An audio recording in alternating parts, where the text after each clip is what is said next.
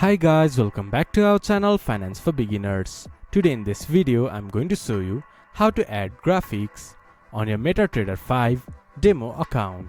To do so, follow some simple steps with me. First of all, open your MetaTrader 5 application.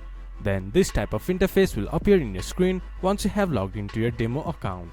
From here, you can choose your graph, then click F11 to view it in a full screen. From here, you can see Insert. From here, hover your mouse to objects and you can insert line, channels, gun line, arrows, shape, any graphical designs that you want. This is how you can add graphics in MetaTrader 5 application. This much for today's video. If you guys find our video helpful, please leave a like and comment. And do not forget to subscribe our channel and hit the bell icon. I'll see you guys again in our next video. Thank you for watching.